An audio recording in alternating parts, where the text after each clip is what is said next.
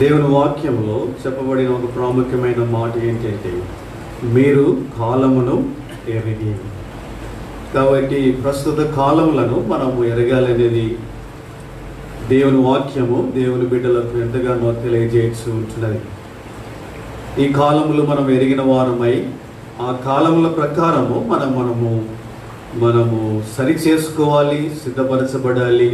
తద్వారా మనము అన్ని విషయములలో ప్రభువుని ఎదుర్కోవడానికి మనము ధైర్యం కలిగిన వారముగా మనం ఉండగలం. చూడండి, ఈ దినాలు ఎంతో అపాయకరమైన దినాలుగా మనకు ఉంటున్నాయి. మన చుట్టూ మనం చూసినట్లయితే ఎన్నో రోగాలు, అపాయాలు, దుర్మార్గతలు, పాపము ఎంతో పెచ్చలిన దినాలలో మనం ఉంటున్నాం. ఈ యొక్క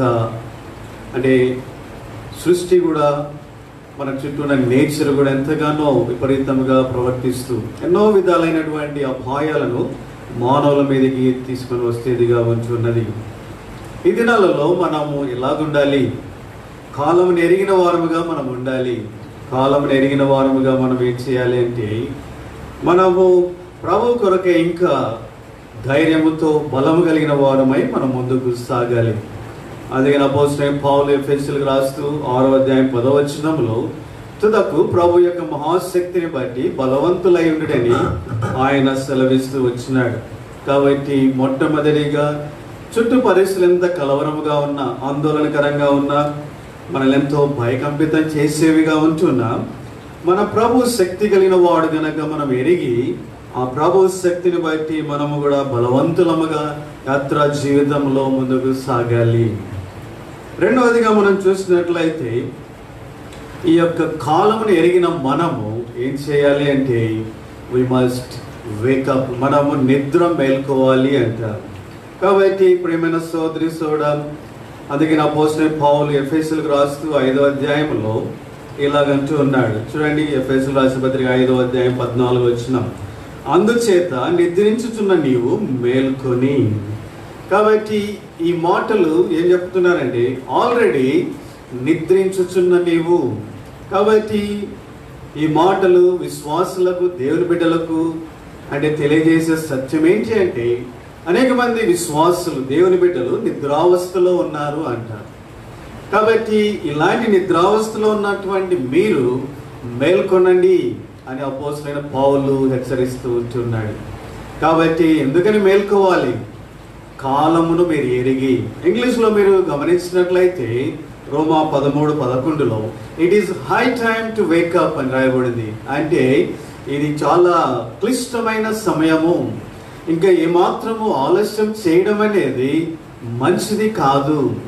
ఏమైనా ఆలస్యం చేసినట్లయితే అది ఎంతో నష్టము అని దేవుని వాక్యము తెలియజేస్తూ ఉంటున్నది. కాబట్టి it is high time to wake up.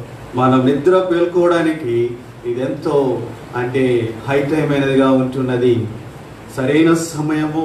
ఆలస్యం చేయడము ఏమాత్రము క్షేమకరము కాదు. కాబట్టి మధ్యాహ్న కాల సమయంలో ప్రియమైన సోదరి మనం కూడా అనేక మంది రకరకాలైన ఆత్మీయమైన నిద్రలో ఉంటూ ఉన్నారు. ఇక్కడ నిద్రించుచున్న నీవు మేల్కొనము అంటే అపోస్తలుడైన పౌలు చెప్పినప్పుడు ఈ నిద్రించుచున్నటువంటి పదము దేని తెలియజేస్తుందంటే, ఆత్మీయమైన నిద్రావస్థను మనకు తెలియజేసేదిగా ఉంటున్నది. ఈ స్పిరిచువల్ స్లీప్, ఈ ఆత్మీయమైన నిద్రావస్థలో నుంచి మనము మేల్కొనేటువంటి సమయము ఆసన్నమైనది.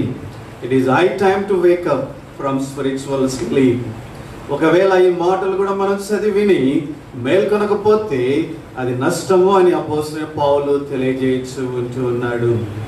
కాబట్టి ఈ సమయంలో ఏంటి ఆత్మీయమైన నిద్ర, ఏ నిద్ర నుంచి మనం మేల్కోవాలి అనేది మనం కొన్ని సంగతులు ధ్యానించుకుందాం. చూడండి, బైబిల్ గ్రంథంలో అనేకమైన నిద్రల గురించి చెప్పబడుతూ వచ్చినాయి. ఈ నిద్రలు, ప్రతి ఒక్క నిద్ర మనకెంతో గొప్ప ఆత్మీయ పాఠాలను నేర్పించేవిగా ఉంచి ఉన్నాయి. చూడండి, మొట్టమొదటిగా మత్తయి సువార్తలో ఒక నిద్రావస్థను గురించి చెప్పబడుతూ వచ్చింది.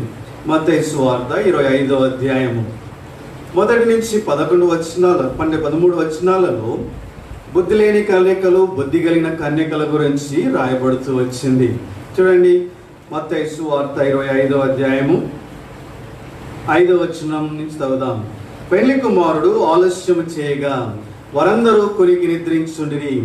అర్ధరాత్రి వేళ ఇదిగో పెళ్లి కుమారుడు అతన్ని ఎదుర్కొని రండి అని కేక వినబడెను. కాబట్టి ప్రేమైన సోదరి సోడా, ఇక్కడ ప్రభువైన యేసు క్రీస్తు వారు ఒక ఉపమానం గురించి చెప్తున్నాడు. బుద్ధి కలిగిన కన్యకలు, బుద్ధి లేని కన్యకలు. బుద్ధి కలిగిన కన్యకలు దివిటీలలో నూనెతో నింపుకొని వారు వచ్చినారు. ఈ యొక్క బుద్ధి లేని కన్యకలు దివిటీలలో నూనె నింపుకున్నారు, కానీ అవి ఆరిపోవడానికి ఆసన్నమైనాయి. కాబట్టి ఇక్కడ మనం చూసినట్లయితే ఈ 10 మంది నిద్రపోయినారు. అందరూ నిద్రపోయినారంట. బుద్ధి కలిగిన వారు నిద్రపోయారు, బుద్ధి లేని వారు కూడా నిద్రపోయినారు. కానీ జరిగిన సంఘటన ఏంటంటే పెళ్లి కుమారుడు వచ్చినాడు. బుద్ధి కలిగిన వారు మాత్రమే ఆయనను ఎదుర్కొన్నారు. కారణం ఏంటంటే వారి దివిటీలు వెలుగుతూ ఉంటున్నాయి. అందుకని ఆయనను ఎదుర్కొన్నారు. వారు ఆయనతో కలిసి పరలోక రాజ్యానికి వెళ్ళారు. బుద్ధి లేని కన్యకలు విడవబడినారు. కాబట్టి ఇక్కడ మనము గ్రహించవలసిన ఒక ప్రాముఖ్యమైన సత్యం ఏంటి అంటే, బుద్ధి కలిగిన కన్యకలు నిద్రపోతున్నారు. వారి నిద్ర ఏంటి అంటే రక్షణ నిశ్చయత కలిగిన వారే నిద్రపోతూ ఉంటున్నారు. బుద్ధి లేని కన్యకలు కూడా నిద్రపోతూ ఉన్నారు. కానీ వారు ఎలాంటి నిద్రపోతున్నారంటే, వారు రక్షించబడినాము, పరలోకానికి వెళ్తాము అనేటువంటి అంటే తప్పుడు అభిప్రాయంలో ఉంటూ వారు నిద్రపోతూ ఉన్నారు. మరొక మాటలో చెప్పాలంటే, there are in deception that they are saved people. వారిని రక్షణ పొందినాము అనే మోసంలో వారు ఉంటూ వస్తున్నారు. అందుకనే వారు కూడా కొలికి నిద్రపోయినారంట.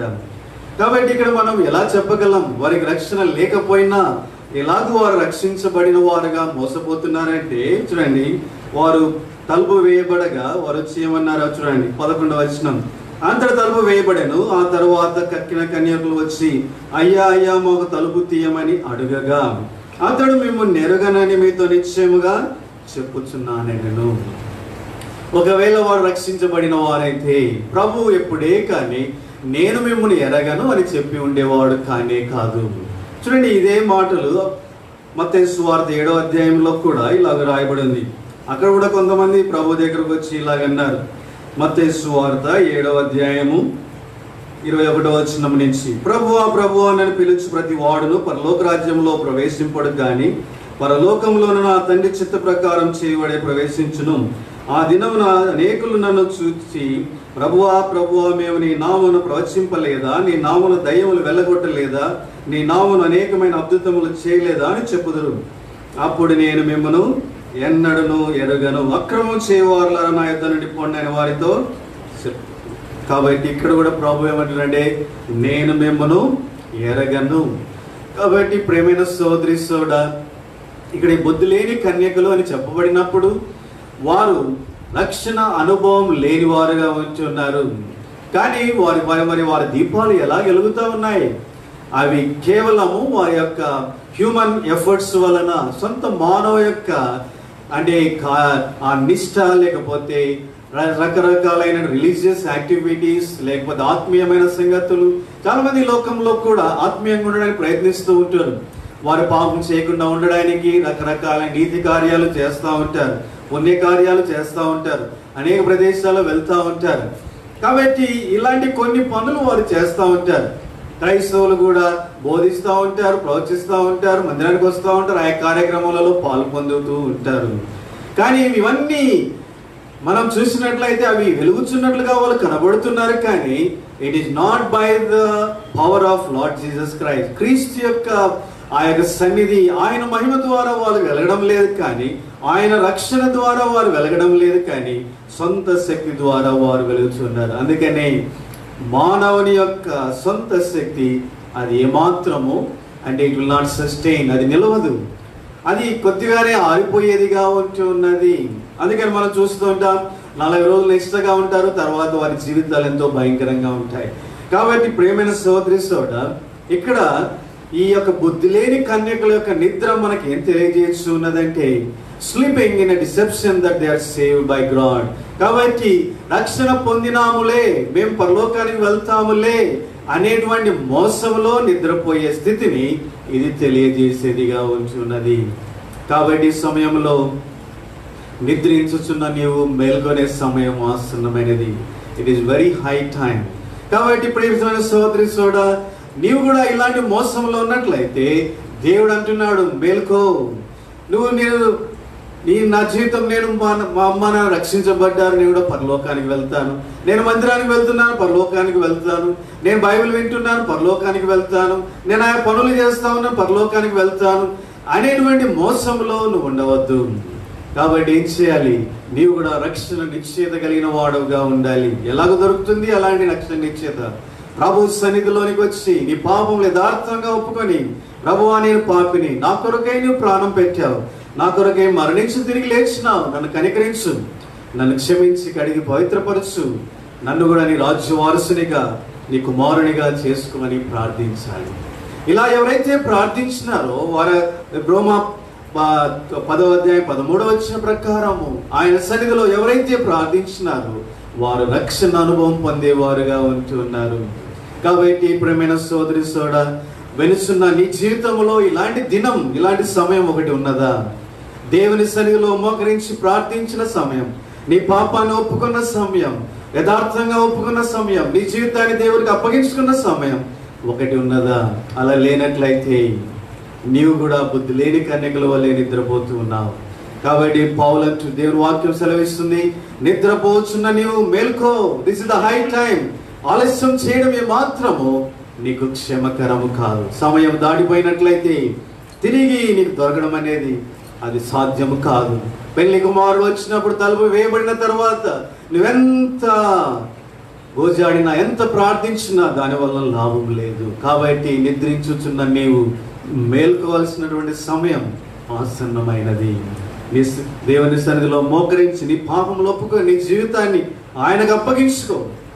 నీ రక్షణ విషయంలో నిశ్చయత కలిగిన వాడవుగా ఉండు. తద్వారా బుద్ధి కలిగిన కన్యకల వల్ల నువ్వు నిద్రించినా కానీ తప్పకుండా ప్రభు వచ్చినప్పుడు నువ్వు మేల్కొంటావు.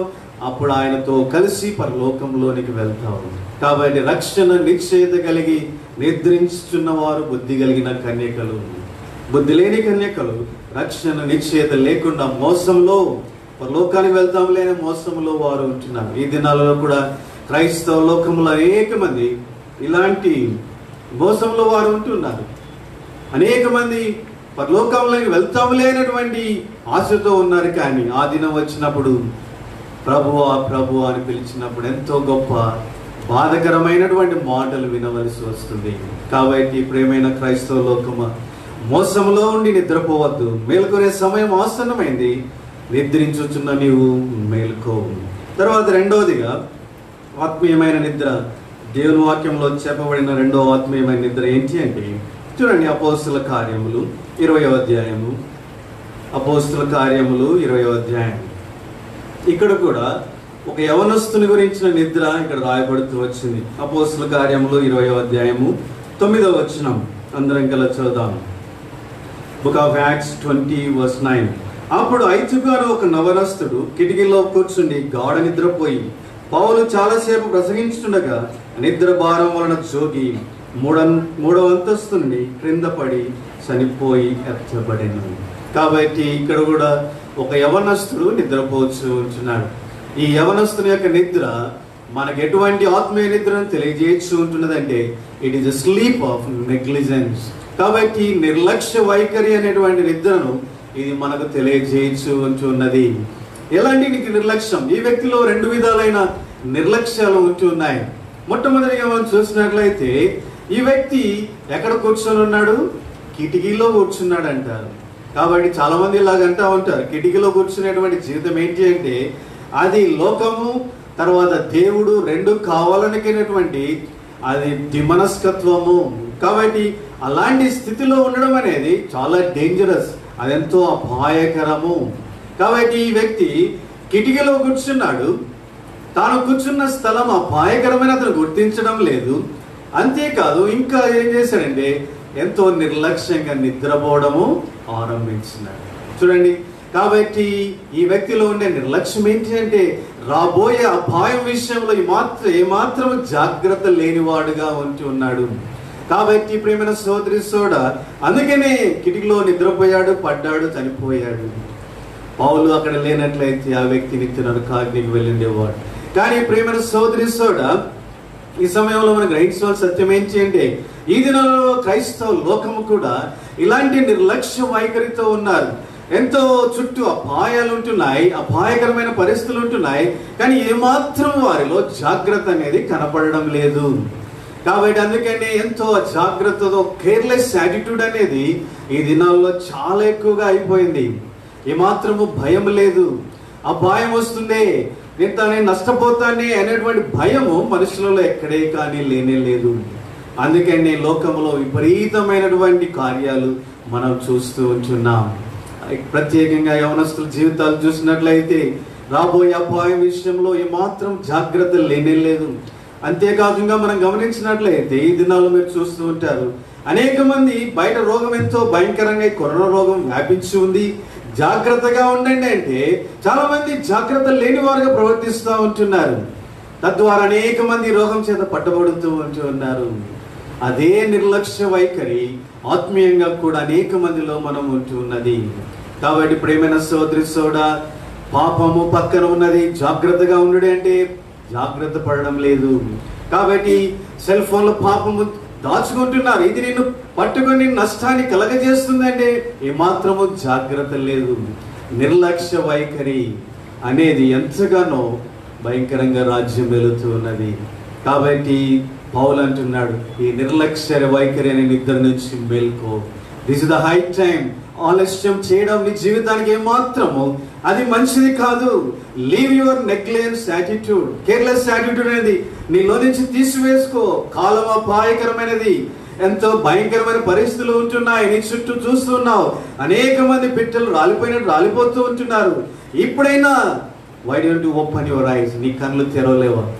మేల్కో, నిర్లక్ష్య వైఖరిని విడిచిపెట్టి జాగ్రత్త పడు అని బైబిల్ గ్రంథం ఎంతగానో హెచ్చరిస్తూ ఉంచాలి. కానీ ఈ యవనస్తుడు జాగ్రత్త లేనివాడే నష్టాన్ని కొని తెచ్చుకున్నాడు. రెండవదిగా ఈ వ్యక్తి యొక్క జీవితంలో ఉన్న మరి ఒక నెగ్లిజెంట్ యాటిట్యూడ్ ఏంటంటే, ఒకవైపు దేవుని వాక్యం వినపడతా ఉంది. అపోస్తలుడైన పౌలు ఎంతో భారముతో బోధిస్తూ ఉంటున్నాడు. ఆయన వెళ్ళిపోవాల్సిన సమయం ఆసన్నమైనదని ఎంతగానో ఆయన తన బిడ్డలకు, దేవుని ప్రజలకు వాక్యాన్ని తెలియజేయాలి, వారిని వాక్య జ్ఞానంతో నింపాలి, అనేక సంగతులు తెలియజేయాలి అని ఎంతో అపోస్తలుడైన పౌలు భారముతో బోధిస్తూ ఉంటే ఈ వ్యక్తి ఏం చేస్తున్నాడట?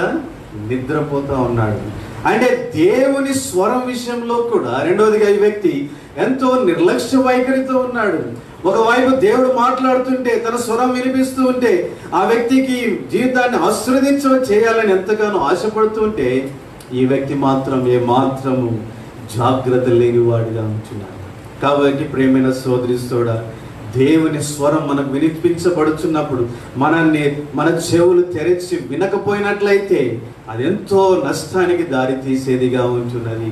దేవుని వాక్యంలో అనేక సార్లు ఇలా చెప్పబడుతూ వచ్చింది, నేను నిన్ను దర్శించిన కాలం నువ్వు వినలేదు, నువ్వు చెవులు తెరవలేదు, నువ్వు మాటలు ఆలకించలేదు అని. చూడండి, లూకా సువార్త 19వ అధ్యాయంలో ప్రభువైన యేసుక్రీస్తు వారు యెరూషలేము గురించి ఆయన ఇలాగూ అంటూ ఉన్నాడు. లూకా సువార్త 19వ అధ్యాయం 41వ వచనం, ఆయన పట్టణం సమీపించినప్పుడు దాన్ని చూచి దాని విషయమై ఏడ్చి, నీవును ఈ దినమందైనను సమాధాన సంగతి తెలుసుకుని ఎడల నీకెంతో మేలు, కానీ ఇప్పుడు అవి నీ కన్నులకు మరుగు చేయబడినవి. ప్రభువు నిన్ను దర్శించిన కాలం నీవు ఎరగకుంటే గనుక నీ శత్రువులు నీ చుట్టూ కట్టి ముట్టడి వేసి అన్ని ప్రక్కలు నిన్ను అరికట్టి నీలోనున్న నీ పిల్లలతో కూడా నిన్ను నేల కలిపి నీలో రాతి మీద రాయి నిలిచిందని దినములు వచ్చినని చెప్పాను. ఎంత భయంకరమైన పరిస్థితులు యెరూషలేముకు రావడానికి ఒక కారణం ఏంటో తెలుసా? ప్రభు అంటున్నాడు, నిన్ను దర్శించిన కాలం నీవు ఎరగకుంటివి. నేను నీతో మాట్లాడాలి, నిన్ను హెచ్చరించాలని, నీకు నా స్వరం వినిపించాలని, నా రక్షణ నీకు అందించాలని, నిన్ను ఎత్తర కాడిని తప్పించాలని నేను నీతో మాట్లాడడానికి ఎద్దకు వచ్చాను. But you did not hear me. నీ చెవులు మూసుకొని ఉన్నావు, నువ్వు తెరవలేదు, నా స్వరాన్ని వినలేదు. అందుకనే ఎంత భయంకరమైన నష్టం. కాబట్టి ప్రేమైన సోదరి సోదరుడా, ఈ వ్యక్తిలో ఉన్న నిర్లక్ష్య వైఖరి, దేవుని స్వరము ఒకవైపు వినపడుచున్నప్పుడు ఏమాత్రం ఆలకించకుండా దేవుని స్వరం విషయంలో కూడా నిర్లక్ష్య వైఖరి, దేవుని వాక్య విషయంలో నిర్లక్ష్య వైఖరి అతను చూపిన వాడిగా ఉంటున్నాడు. అందుకని పైనుంచి కింద పడ్డాడు, ఎత్తబడిన వాడిగా ఉంటున్నాడు.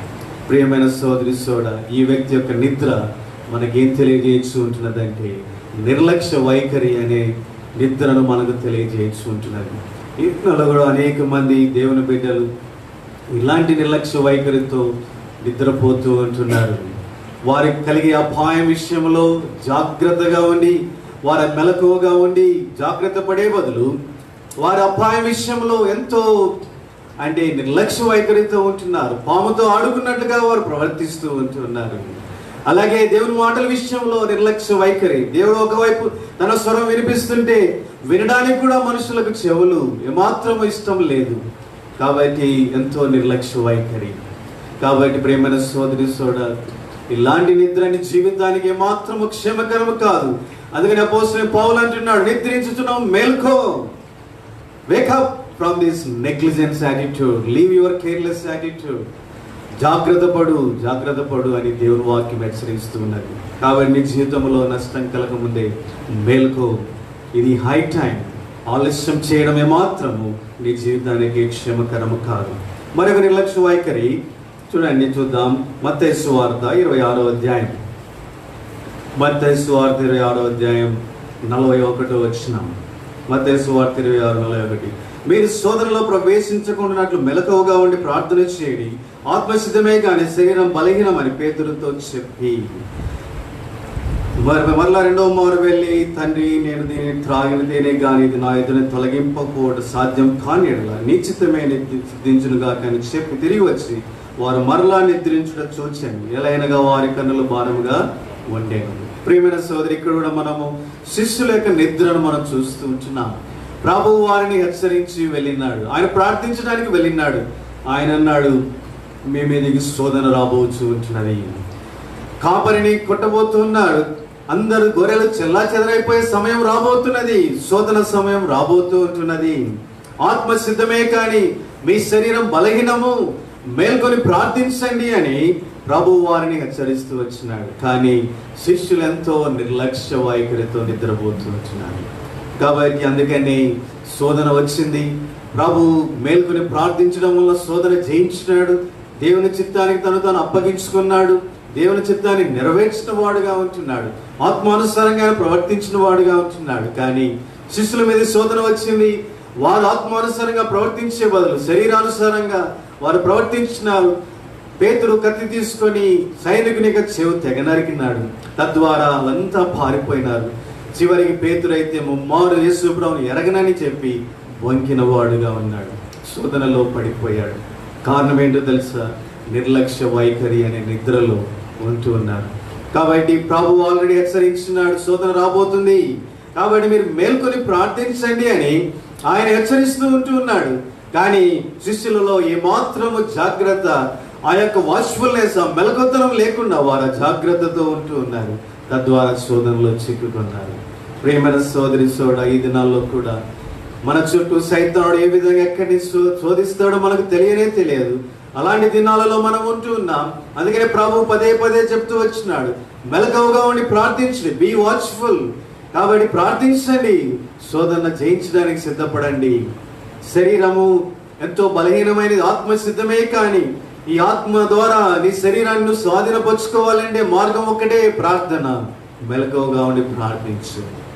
నీ ఉద్యోగంలో, నీ కుటుంబంలో ఎక్కడ ఎటువంటి పరిస్థితులు రాబోతున్నాయో ఎరిగి ప్రార్థించడం అనేది ఎంతో క్షేమకరం. తద్వారా ఈ శోధన నుంచి మనం బయటపడే వారముగా ఉంటున్నాం. అందుకనే ప్రభు అంటున్నాడు, నిద్ర మేల్కొనే సమయం ఆసన్నమైనది. It is high time. ఆలస్యం చేయడం ఏమాత్రము సరైనది కాదు, క్షేమకరము కాదు. కాబట్టి నిర్లక్ష్య వైఖరి అనే నిద్రను విడిచిపెట్టి ప్రార్థించడానికి పూనుకున్నాడు. దేవుని స్వరాన్ని వినండి, అపాయం విషయంలో జాగ్రత్త పడండి అని దేవుని వాక్యం మనల్ని హెచ్చరిస్తూ ఉంటున్నాడు. తర్వాత మూడవ ఆత్మీయమైన నిద్ర గురించి మనం ధ్యానించుకుందాం. చూడండి, న్యాయాధిపతుల గ్రంథం 16వ అధ్యాయం 14వ వచనం. న్యాయాధిపతుల గ్రంథం 16వ అధ్యాయం 14వ వచనం. అందరం కలిసి చదువుతాం. Book of judges 16th chapter verse 14. అంతటా ఆమె మేకుతో దాని దిగుబడి సంసోను ఫిలిష్తీయుల మీద పడుచున్నారని అతనితో చెప్పినప్పుడు అతడు నిద్ర మేల్కొని మగ్గపు మేకు నేతను కూడా తీసుకెళ్ళిపోయాను. కాబట్టి ప్రేమైన సోదరి సోడ ఇక్కడ సంసోను యొక్క నిద్ర గురించి రాయబడుతూ వచ్చింది. ఈ సంసోను ఎక్కడ నిద్రపోతున్నాడంటే దెలైలా యొక్క ఒలలో పడుకొని నిద్రపోతూ ఉంటున్నాడు. He sleeping in the lap of Delilah. కాబట్టి ప్రియమైన సోదరి సోడ, సంసోను నాజీరు చేయబడిన వ్యక్తి, దేవుని ఆత్మచేత అభిషేకించబడిన వ్యక్తి, ఇశ్రాయేల్ ఎన్నో గొప్ప విజయాలు తీసుకుని వచ్చినటువంటి వ్యక్తి, ఎంతో ఇశ్రాయేల్ కొరకై పోరాడినటువంటి వ్యక్తి, న్యాయాధిపతిగా ఆయన ఉంటున్నాడు, దేవుడు ఏర్పరచుకున్న వ్యక్తి. కానీ ఇప్పుడు మనం చూసినట్లయితే సంసోను అంటే శరీర రీతిగా ఎంతో బలవంతుడిగా ఉన్నాడు, కానీ spiritual is a very weak person గా మనకు కనబడుతూ ఉన్నాడు. ఆయన శరీర ఆశలకు లోనైన వాడై లోక ఆనందం కొరకే ఆయన ప్రాకులాడుకుంటూ వెళ్ళి చివరికి దెలైలా చేతిలో చిక్కుబడిన వాడుగా ఉంటున్నాడు. ఈ దెలైలా పాపపు ఆనందానికి ఆమె సాదృశ్యముగా ఉంటున్నది. ప్రియమైన సోదరి సోడ, సంసోను ఎక్కడ నిద్రపోతూ ఉంటున్నాడు? దెలైలా ఒలలో నిద్రపోతున్నాడు. అంటే పాపపు ఆనందంలో నిద్రపోతున్నటువంటి వ్యక్తిగా మనకు కనబడుతూ ఉంటున్నాడు. ఈ దెలైలా ఏం చేస్తుంది? నిజంగా సంసోను అనుకున్నట్లు is she giving the Joy, happiness he expected, ఆయన అనుకున్నటువంటి ఆనందాన్ని ఆమె ఇస్తుందా? లేదు. కానీ ఆమె ఒకవైపు ఏం చేస్తుందంటే she is planning to kill, destroy Samson. సంసోను నాశనం చేయడానికి, చంపడానికి ఆమె ప్రయత్నిస్తూ ఉన్నది. ఈ లోకంలో ఉండే ప్రతి పాపపు ఆనందం యొక్క వెనక ఉన్నటువంటి గొప్ప భయంకరమైనటువంటి ప్లాన్ ఏంటంటే it want to destroy the people. మనుషులను నాశనం చేయడమే ఈ పాపపు ఆనందం వెనుకున్నటువంటి గొప్ప భయంకరమైన ప్రణాళిక. ప్రేమైన సోదరి సోడ, సంసోను పాపపు ఆనందంలో నిద్రపోతున్నాడు. చివరికి దేవుని చేత 3 సార్లు హెచ్చరించబడినా కానీ ఆయన ఏమాత్రం మేల్కొనలేదు. అలాగే నిద్రలోనే అలాగే ఉండడం వలన ఆయన భయంకరమైన దుస్థితిలో చిక్కుపడ్డాడు. ఆయన కళ్ళు ఊడదీయబడ్డాయి. ఒక జంతువు వలె తిరగ విసురుతున్నాడు. దేవుని నామానికి ఎంతో అవమానాన్ని కొనుకొచ్చినటువంటి వ్యక్తిగా కనబడుతూ ఉంటున్నాడు. ఈ దినాలలో కూడా ఇలాంటి ఆత్మీయ నిద్రలో అనేక మంది విశ్వాసులు ఉంటున్నారు. వారు పాపపు ఆనందం అనే నిద్రలో తులుతూగుతూ ఉంటున్నారు. సారాయి తాగిన వ్యక్తుల వల్లే ఈ పాపపు ఆనందములో అనేక మంది విశ్వాసులు తూగుతూ ఉంటున్నారు. దేవుని చేత ఏర్పరచబడ్డారు, రక్షించబడ్డారు, కానీ ఈ భయంకరమైన పాపపు ఆనందం చేత పట్టబడిన వారుగా ఉంటున్నారు. అందుకని పౌలు అంటున్నాడు, దిస్ ఇస్ హై టైం, నీ పాపపు ఆనందములను విడిచిపెట్టు, leave the pleasures of sin and Wake up, get out of them, get rid of them. వాడిని విడిచిపెట్టుకొని వాడి నుంచి బయటికి రాని దేవుడు హెచ్చరిస్తూ ఉంటున్నాడు. ఒకవేళ నువ్వు సంసోను వలె నిర్లక్ష్యంగా ఉన్నట్లయితే ఎంతో నష్టం కొని తెచ్చుకునే అవకాశం ఎంతైనా ఉన్నది. కాబట్టి లోకం పాపపు ఆనందంలో మునిగి తేలుచూ ఉంటున్నది. లోకం మీదకి భయంకరమైన ఉగ్రత కుమ్మరించబడబోతూ ఉంటున్నది. సొదొమ గొమొర్రాలు కాల్చివేయబడినట్లుగా లోకమంతా ఈ పాపమును బట్టి కాల్చివేయబడబోతున్నది. కాబట్టి ఇటువంటి భయంకరమైన ఆ యొక్క ఉగ్రత నుంచి నువ్వు తప్పించబడాలి అంటే నువ్వు మేల్కోవాలి. మేల్కోవాల్సిన సమయం ఆసన్నమైంది.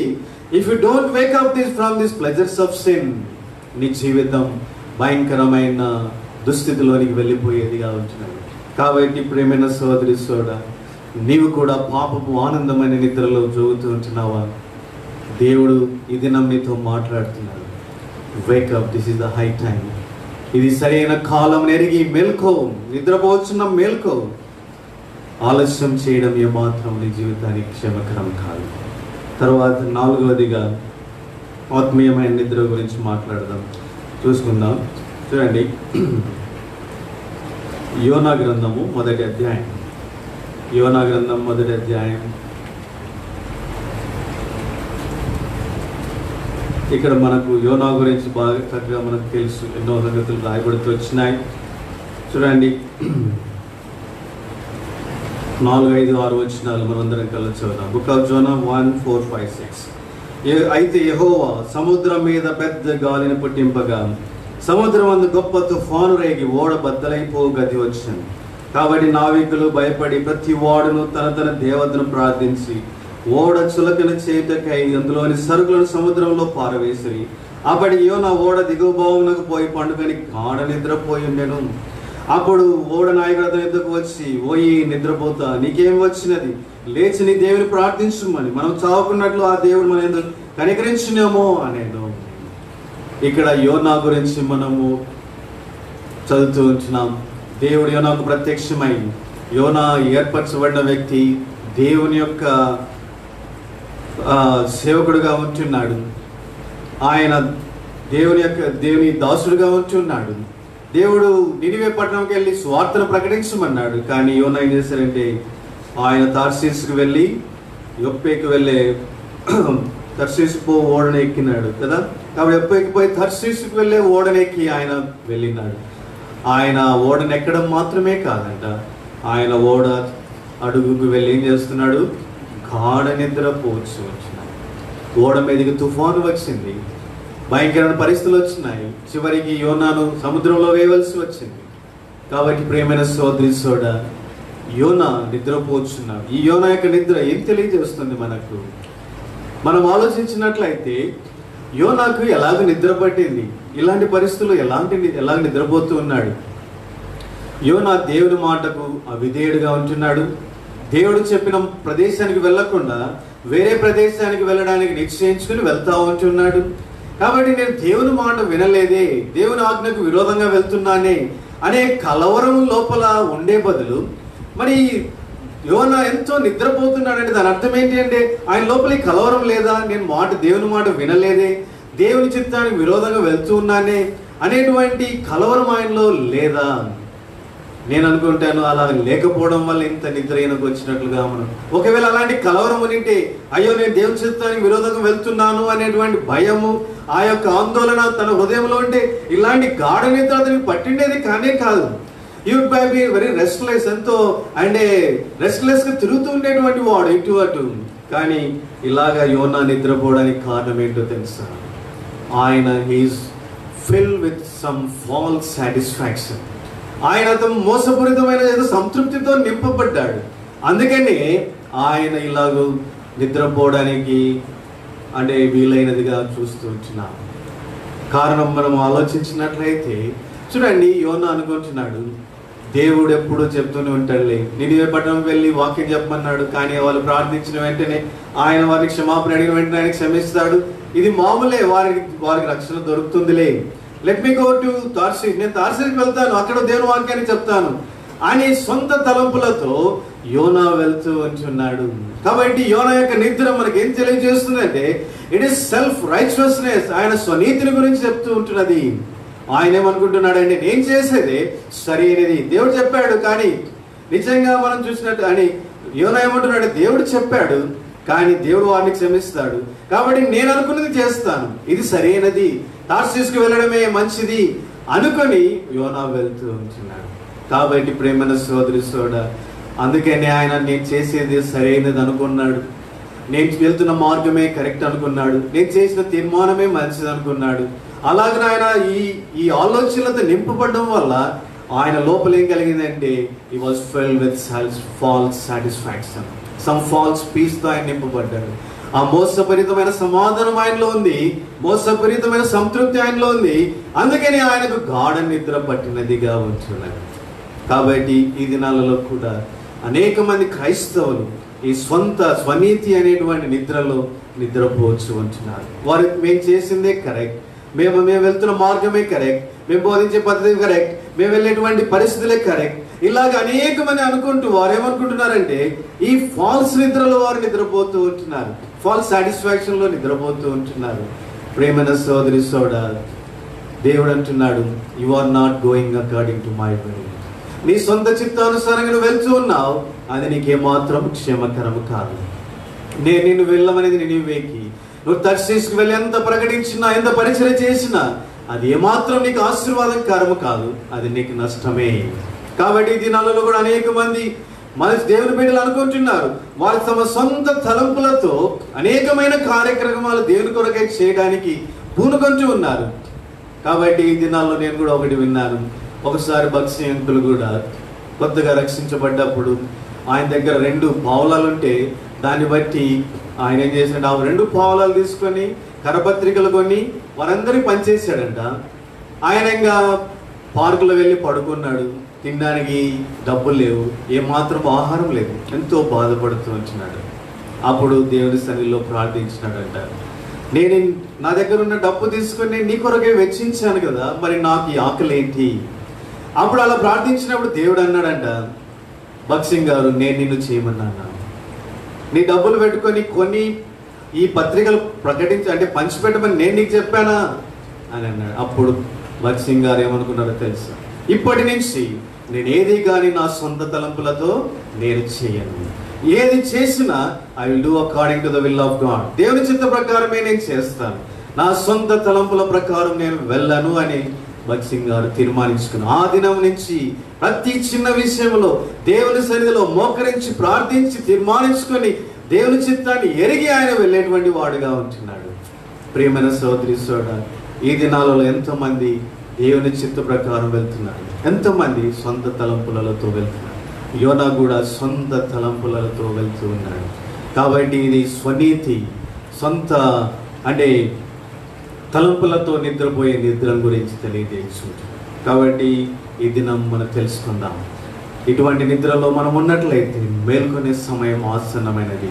Don't walk in your own well but walk in the will of God. దేవుని చిత్త ప్రకారం దేవుని మార్గంలో నడవడానికి తీర్మానించుకో. నిద్రలో నుంచి నువ్వెంత పరిచయం చేసినా, ఎన్ని కష్టాలు పడ్డా, ఎటువంటి విధానంలోనూ జీవించినా, if you do according against the will of God, దేవుని చిత్తానికి విరోధంగా నువ్వు చేస్తే దానివల్ల ఎటువంటి ఆశీర్వాదం ఉండదు, కానీ అది ఆయాసమే. there will be no bless. ఆశీర్వాదం అనేది ఏమాత్రం ఉండదు.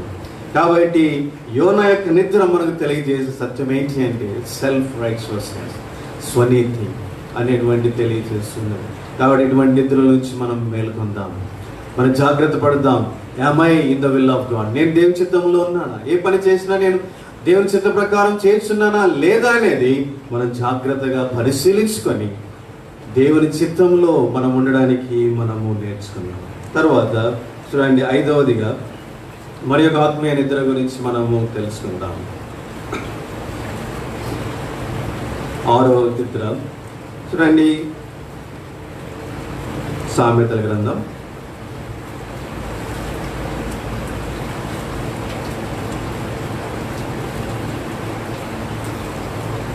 19వ అధ్యాయం 15వ వచనం అందరం కలిసి చదువు. 5వ నిద్ర, book of Proverbs chapter 19 verse 15. ఇదందరి మనందరికి బాగా పరిచయమైనటువంటి వచనాలు. సోమరితనము గాఢ నిద్రలో పడవేయును, సోమరివాడు పస్తు పడేయును. కాబట్టి ప్రేమైన సోదరి సోదరుడు, 5వదిగా మనం నేర్చుకోవాల్సిన ఆత్మీయ నిద్ర ఆత్మీయమైన సోమరితనము. కాబట్టి పౌలు అంటున్నాడు, ఇటువంటి నిద్రలోనున్న నీవు మేల్కో, ఆత్మీయమైన నిద్రలో ఉంటున్న నీవు మేల్కో అని పౌలు తెలియజేస్తూ ఉంటున్నాడు. ప్రేమైన సోదరి సోదరుడా, దేవుడు పని చేయించున్నాడంట. ప్రభు యేసుక్రీస్తు వారు పని చేయించు ఉంటున్నాడు, పరిశుద్ధాత్మ దేవుడు పని చేయించున్నాడు. ప్రభు ఈ లోకంలో ఉన్నప్పుడు ఇలాగన్నాడు, నా తండ్రి పని చేయించున్నాడు, నేను కూడా పని చేయించు ఉంటున్నాను. కాబట్టి ఒక్క దినం కూడా ప్రభు రెస్ట్ తీసుకున్నట్టు మనకు కనపడాడు. ఆయన ఎంతగానో ఆయన అనేక ప్రదేశాలు తిరిగి స్వార్థను ప్రకటించి ఆయన పరిచర్య చేసిన వాడుగా ఉంటున్నాడు. నా సమయం కొంచెమే అని చెప్పుతూ ప్రభు పరిచర్య చేసిన వాడుగా ఉంటున్నాడు. కానీ ఈ దినాల్లో మనం చూసినట్లు అనేక మంది క్రైస్తవులు ఎంతో భయంకరమైన సోమరితనంలో ఉంటున్నారు. కాబట్టి లాక్డౌన్ ఉంది, ఉద్యోగాలు లేవు, స్కూళ్ళు లేవు, కాలేజీలు లేవు అనేటువంటి విధానంలో ఎంతో సోమరితనంలో ఉంటున్నారు. ఆత్మీయమైన సోమరితనం. ప్రభు రాక త్వరగా రానున్నది. ఈ దినాల్లో మనం చేయాల్సిన పని ఏంటంటే ప్రభు కొరకై దేవుని వాక్యం ప్రకటించాలి, ఆత్మలు సంపాదించాలి, ఆత్మల కొరకై ప్రార్థించాలి, ఆత్మలను ప్రభు దగ్గరికి నడిపించాలి. ఈ విషయంలో మనం ఎంతో పని చేయవలసిన వారముగా మనం ఉంటున్నాం.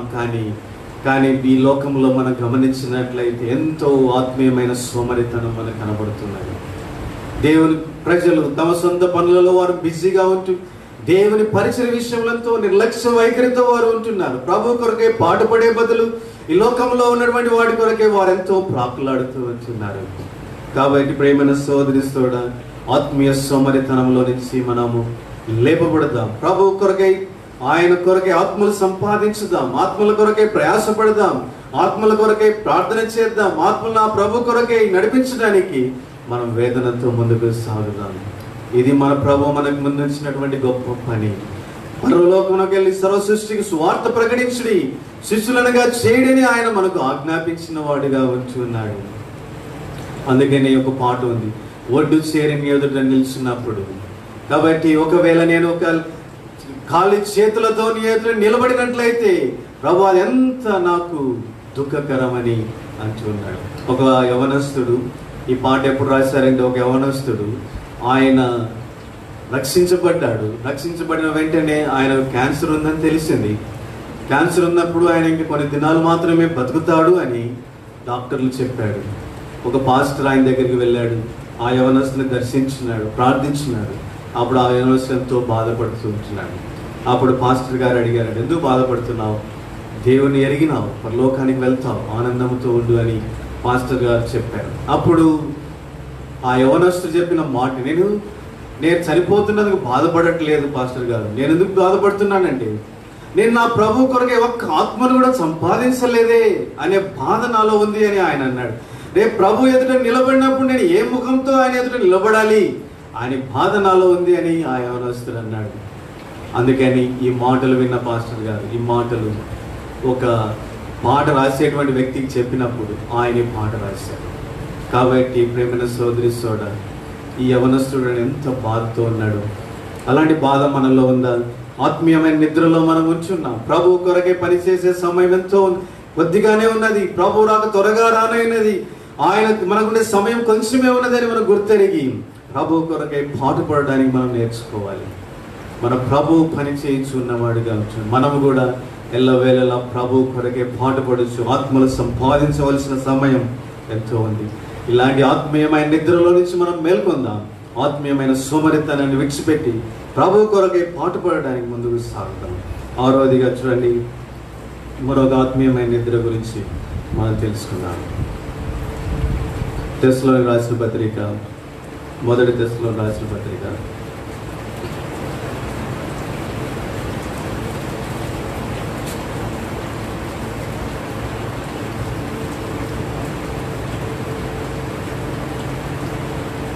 4, 5, 6 వచనాలు మనందరం కదా. 5వ అధ్యాయం 4, 5, 6 వచనం. First Thessalonians chapter 5, 4, 5, 6. సహోదరులారా, ఆ దినం దొంగ వలె మీ మీదకి వచ్చేటప్పుడు మీరు చీకటిలో ఉన్నవారు కాదు. మీరందరూ వెలుగు సంబంధులను పగటి సంబంధులై ఉన్నారు. మనం రాత్రి వారం కాము, చీకటి వారం కాము. కావున ఇతరుల వల్లే నిద్రపోక మెలకువగా ఉండి మత్తులము కాపి ఉందాము. ఇక్కడ ప్రేమైన సోదరి అపోస్తలుడైన పౌలు ఒక నిద్రను గురించి చెప్పుచున్నాడు. ఆయన ఏమంటున్నాడు? ఇతరుల వరే నిద్రపోక. కాబట్టి ఇతరులు ఎవరు? వారు చీకటి సంబంధులు. వారి మీదకి దేవుని రాకడ ఎలాగ రాయబోతుంది అంటే దొంగ వలె రాబోతూ ఉంటున్నది. కాబట్టి మనం రాత్రి వారం కాదు, మనం చీకటి వారం కాదు, మనం పగటి వారంగా మనం ఉంచి ఉన్నాము. కాబట్టి మనం నిద్ర మేల్కోవాల్సిన వారంగా ఉంచున్నాము. కాబట్టి ప్రేమైన సోదరి సోడా, లోకస్తులు నిద్రపోతూ ఉంటున్నారంట. వారి నిద్ర దేని గురించి తెలియజేస్తున్నదంటే, ఈ లోకంలో ఉండేటువంటి మనుషులు ఈ యొక్క ఐక్య విచారముల చేత నిద్రపోతూ ఉంటున్నారు. They are thinking about always the present world. ఈ లోకంలో ఉండేటువంటి వాటి గురించి వారు ఆలోచిస్తూ ఉంటున్నారు. వారి లోకమే నిత్యమని అనుకుంటూ ఉన్నారు. వారి లోకమే శాశ్వతం అనుకుంటున్నారు. ఈ లోకమే నిజమైన ఆనందం అనుకుంటున్నారు.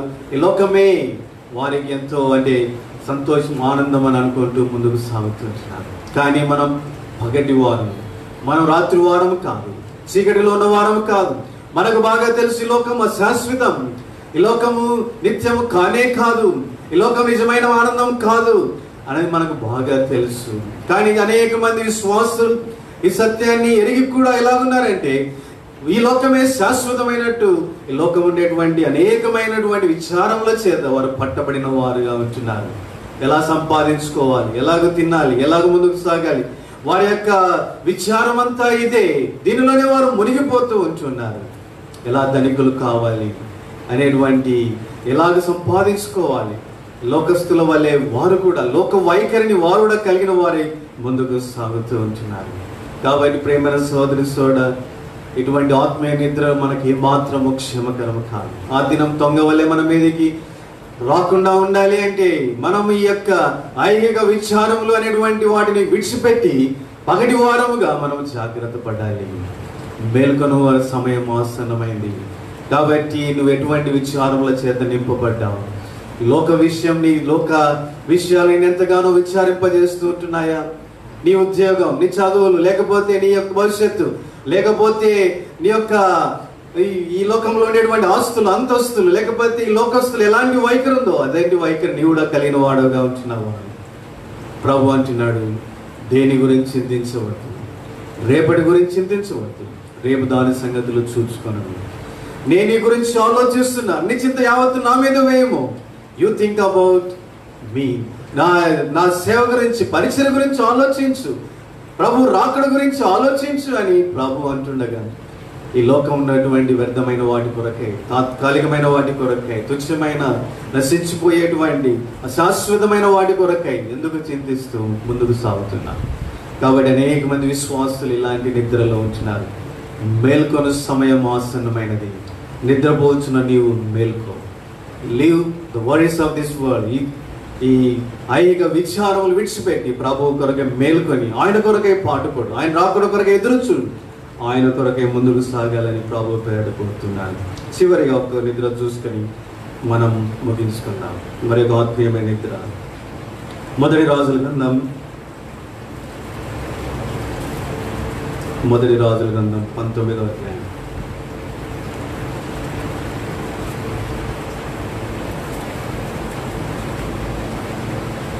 నాలుగో వచనం అందరం కలిసి చదువుతాం. 4-5 వచనాలు. మొదటి రాజులు 19:4.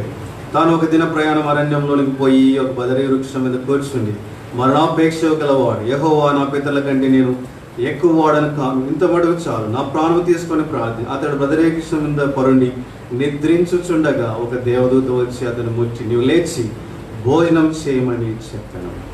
ఇక్కడ ఏలియా గురించి రాయబడుతూ వచ్చింది. ఏలియా ఎంతో గొప్ప ప్రవక్త, దేవత కాదని, యెహోవా దేవుడే నిజమైన దేవుడే నిరూపించిన వాడు, 400 మందిని బయలు ప్రవక్తలను చంపివేసిన వాడు, 3.5 సంవత్సరం వర్షం కురియలేదు, మళ్ళీ ప్రార్థించగా వర్షం కురిచినది. దేవుడి కొరకే అద్భుతమైన కార్యములు చేసిన వ్యక్తి ఏలియా. కానీ ఇప్పుడు ఏం చేస్తున్నాడో తెలుసా? బదరీ వృక్షం కింద నిద్రపోవచ్చు ఉంటున్నాడు. కాబట్టి ఈ నిద్ర మనకేం తెలియజేస్తుందో తెలుసా? It is the sleep of discouragement. నిరుత్సాహము అనేటువంటి నిద్రను ఇది తెలియజేసేదిగా ఉంటున్నది. ఇంత గొప్ప పరిచర్య చేసిన వ్యక్తి, ఇంత గొప్ప దేవుని కొరకే ముందుకు సాగిన వ్యక్తి ఇప్పుడు దేంతో నింపబడ్డాడంటే నిరుత్సాహం, డిస్కరేజ్మెంట్తో, డిప్రెషన్తో నింపబడిన వ్యక్తిగా మనకు కనబడుతూ ఉంటున్నాడు. ఏలియా ఎందుకు ఇటువంటి డిస్కరేజ్మెంట్? ఏమై జరిగిందంటే ఆ యొక్క ఆహాబు, ఇజబెల్ ఏలియాను చంపివేస్తానని ఆమె ప్రతిన పూనిందనమాట. తప్పకుండా నేను ప్రాణం తీస్తానని ఏలియా గురించి ప్రతిన పూనింది. ఈ మాటలు ఏలియాకు వినపడ్డాయి. ఏలియా అనుకున్నాడు, ఒక ఆడమి చేతుల్లో నేను చనిపోవడము, ఇటువంటి భయంకరమైన పరిస్థితుల్లో చనిపోవడం, నేను దేవుని దాసును, దేవుని ప్రవక్తను, దేవుని కొరకై బలమైన కార్యాలు చేసిన నేను ఈ విధంగా చనిపోవడమా అనేటువంటి నిరుత్సాహంతో నింపబడ్డాడు. అందుకని ఆయన ఏమంటున్నాడంటే, ఇంత గొప్ప పరిచయం చేసిన నాకు ఇటువంటి పరిస్థితులు వచ్చినాయి, why this thing happen to me? ఇటువంటి పరిస్థితుల్లోకి నేను ఎందుకు వెళ్ళిపోతున్నాను? దేవుడు ఎందుకు అనుమతించాడు ఇటువంటి పరిస్థితులు? నాకెందుకు ఇలాగ సంభవించినవి? ఇంత గొప్ప పరిచయం చేశాను, ఇంతగా ప్రార్థన చేశాను, దేవుని కొరకే పౌరుషంగా జీవించినాను, బయలు దేవత కాదని నిరూపించినాను, 400 మంది ప్రవక్తలను చంపివేసినాను, ప్రభువు కొరకు ఇంత పౌరుషంతో నేను ముందుకు సాగుతూ ఉంటే నేను ఒక ఆడమ నన్ను చంపివేయబోతుంది, కాబట్టి ఇటువంటి పరిస్థితి నాకెందుకు వచ్చింది అని ఏలియా డిస్కరేజ్మెంట్తో నిద్రపోయిన వాడిగా ఉంటున్నాను. ప్రేమైన సోదరి ఇలాంటి నిరుత్సాహం, ఇలాంటి డిస్కరేజ్మెంట్ అనేక మంది దేవుని బిడ్డలు ఈ దినాలలో నిద్రపోస్తులో ఉంటూ ఉన్నారు. వారిని ఈ నిరుత్సాహం, డిప్రెషన్ అనేది వారిని పట్టి పీడిస్తున్నది. They are sleeping. That's why they are not able to live for God. దేవుని కొరకే పాటుపడలేకపోతున్నారు, దేవుని కొరకే బలమైన కార్యములు చేయలేకపోతున్నారు, దేవుని కొరకే బలంతో ముందుకు సాగలేకపోతున్నారు. కారణం ఏంటి అంటే నిరుత్సాహం, నిస్పృహ, డిప్రెషన్ వారిని పట్టి పీడిస్తూ ఉంటున్నది. అటువంటి నిద్రావస్థలో ఉంటున్నారు. ఎందుకు నాకు ఇలా జరుగుతుంది? నాకే ఎందుకు ఇలాగ జరుగుతున్నది? ఇంత దేవుని కొరకే ప్రార్థించిన వ్యక్తి నాకే ఎందుకు ఇలాగైంది? నాకే ఎందుకు ఈ రోగం? నాకే ఎందుకు ఈ పరిస్థితి? నాకే ఎందుకు ఆర్థిక ఇబ్బందులు? నాకే ఎందుకు ఇలాంటి దుస్థితి అని అనేక మంది ఇలాంటి భయంకరమైన డిస్కరేజ్మెంట్తో నింపబడిన వారుగా వచ్చినారు. ప్రేమైన సోదరి ఇలాంటి డిస్కరేజ్మెంట్లో ఏలియా ఉన్నప్పుడు దేవుడు తన దూతను పంపించిన వాడిగా ఉంటున్నాడు. 5వ వచనం, అతడు బదరీ వృక్షం పరుడు నిద్రించుటకు ఒక దేవదూత వచ్చి అతను ముట్టి, నువ్వు లేచి భోజనం చేయమని చెప్పాను. కాబట్టి దేవుడు ఏలియాను దర్శించున్నాడు. ఏలియాతో అంటూ ఉన్నాడు, నువ్వు లేచి భోజనం చేయి, నీ ఎదురు ఎంతో గొప్ప పని ఉంది, ఎంతో గొప్ప మార్గం వెళ్ళాలి, ఎంతో ప్రయాణం ఉంది, లేచి భోజనం చేయమని అంటున్నాడు. దాని అర్థం ఏంటి అంటే దేవుడు మాట్లాడుతున్నాడు, ఏలియా ఎందుకు వ్యర్థమైన ఆలోచనలతో నింపబడిన వాడుగా ఉంటున్నావు? నువ్వు అనుకుంటున్నావు నేను నిన్ను విడిచిపెట్టినానని, నేను నిన్ను విడవలేదు. నువ్వు అనుకుంటున్నావు ఒక ఆడమ చేతిలో నువ్వు చనిపోతావని, కానీ నేను తలంచిన, నేను నీ పక్షంగా కలిగిన ప్లాన్ ఏంటో తెలుసా? నువ్వు మరణం చూడకుండా నేను నిన్ను పరలోకానికి తీసుకుని వెళ్ళాలనే ప్లాన్ నేను వేస్తూ ఉంటే నువ్వు అనవసరంగా వ్యర్థమైన ఆలోచనల చేత నిరుత్సాహంలో పడి ఉంటున్నావు. ఒక ఆడమ చేతిలో చనిపోతానని భయపడుతున్నావు, కానీ నా తలంపు ఏంటో తెలుసా? నువ్వు అసలు మరణమే చూడవు. నేను అగ్నిరుదాల చేత పరలోకానికి నేను తీసుకువెళ్ళబోతున్నాను, అది నా ప్రణాళిక. ప్రియమైన సోదరి ఈ దినాల్లో కూడా నిరుత్సాహంలో ఉన్న నీతో దేవుడు ఇలాగ మాట్లాడుతూ ఉంటున్నాడు. నేను విడిచిపెట్టాను అనుకుంటున్నావు. ప్రియమైన సోదరి ఐ ఆమ్ ఫెయిత్ఫుల్ గాడ్, నేనుతో నమ్మదగిన వాడను, నేను నిన్ను విడిచిపెట్టి వాడని కాదు, నిన్ను విడువను ఎడబాయను అని వాగ్దానం చేసిన వాడను, నాలుగు చేతిలో నేను చెక్కున్న వాడను. ఈ లోకంలో మానవులంతా నిన్ను విడిచిపెట్టినా కానీ I will never leave not forsake you. నేను నిన్ను విడిచిపెట్టాను, ఎడబాయను. నువ్వెక్కడున్నా, ఎటువంటి పరిస్థితుల్లో ఉన్నా నేను నీతో కూడా ఉన్నానని ప్రభువు నీతో మాట్లాడుతున్నాను. Get up, awake from the discouragement.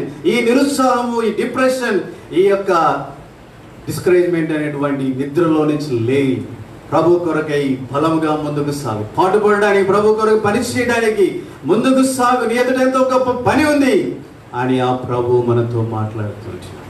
ప్రియమైన సోదరి ఈ లోకంలో సైతానుడు అనేక రీతులుగా మనకు డిస్కరేజ్మెంట్స్ తీసుకొని వస్తున్నాడు. రకరకాలుగా మనల్ని పడగొట్టడానికి, మనల్ని బలహీనులుగా చేయడానికి, మన చేతిలో చిక్కుపడడానికి, మనల్ని పట్టుకోవడానికి, దేవుని కొరకే జీవించకుండా చేయడానికి, దేవుని నుంచి దూరం అయిపోవడానికి ఎన్నో విధాలుగా సైతానుడు is bringing lot of discouragements in these days. ఆర్థిక ఇబ్బందులు, అనారోగ్య పరిస్థితులు, భయాలు, చింతలు, ఫ్యూచర్ గురించిన అగమ్యటువంటి ఆలోచనలు, అంటే ఇటువంటి వాటన్నిటిని బట్టి సైతానుడు ఎంతో భయంకరమైన డిస్కరేజ్మెంట్తో ఈ లోకాన్ని నింపుతున్నాడు. ఎక్కడ చూసినా డిప్రెషన్, డిస్కరేజ్మెంట్ అనేది రాజ్యం మేలుతున్నది. అనేక మంది ఆత్మహత్యలు చేసుకుంటున్నారు. కారణం ఏంటంటే they are filled with discouragement. సైతానుడు వారిని అంతమొందిస్తూ ఉంటున్నాడు. క్రైస్తవులు కూడా అనేక మంది ఇలాంటి డిస్కరేజ్మెంట్లో ఉన్నారు. ప్రభు అంటున్నాడు, ఈ డిస్కరేజ్మెంట్, ఈ నిరుత్సాహం అనే నిద్రలో నుంచి మేల్కోవలసిన సమయం ఆసన్నమైంది. నిద్రపోవచ్చున నీవు మేల్కో. This is high time. ఇలాగా ఇటువంటి నిద్రలో ఉండడం ఏమాత్రం నీకు మంచిది కాదు. ఆలస్యం చేయడం మంచిది కాదు. నీ ఎదుట గొప్ప పని ఉంది, గొప్ప మార్గం దేవుడు సిద్ధపరిచాడు. నా ప్రణాళికలు ఎంతో గొప్పగా ఉంటున్నాయి. Get up, rise, move forward అని ప్రభు అంటున్నాడు. కాబట్టి ప్రేమైన సోదరి ఏలియా ఆ రొట్టె, ఆ యొక్క నీళ్ళ బుడ్డి తాగడం వల్ల ఏం జరిగిందో తెలుసా? 40 దినములు ఆయన పరిగెత్తుకుంటూ వెళ్ళినాడు. ఎంత గొప్ప శక్తి! ఇది ప్రభు ఇచ్చే శక్తి. కాబట్టి ఈ సమయంలో నీ ప్రభు నేను విడిచిపెట్టలేదు. ఈ సమయంలో ప్రభు నేను విడిచిపెట్టేవాడు కానే కాదు, నువ్వు ఒంటరి కానే కాదు. దేవుడు నీతో కూడా ఉన్నాడు. ఏలియా అనుకుంటున్నాడు, నేను ఒంటరి అయిపోయినాను, ఎవరు నాకు లేరు అనేటువంటి ఆ యొక్క ఆలోచనలతో నింపబడి డిస్కరేజ్ అయిపోయాడు. కాబట్టి దేవుడు అంటున్నాడు, నేను నీతో కూడా, నిన్ను విడిచిపెట్టువాడని కానే కాదు. యేసు క్రీస్తు నిన్న నేడు ఏకరీతిగా ఉన్నటువంటి దేవుడు, ఏలియాను కాపాడిన దేవుడు, నడిపించిన దేవుడు, మనల్ని కూడా నడిపించేవాడుగా ఉంటున్నాడు. ఆయన సర్వశక్తి కలిగిన దేవుడు. ప్రేమైన సోదరి ఇంతగా ఏలియా చేత బలమైన కార్యాలు చేసిన దేవుడు ఈ విధంగా ఆయనను ఒంటరిగా ఇటువంటి భయంకర పరిస్థితుల్లో విడిచిపెడతాడని ఏలియా అనుకోవడం ఎంత అంటే బుద్ధిహీనత.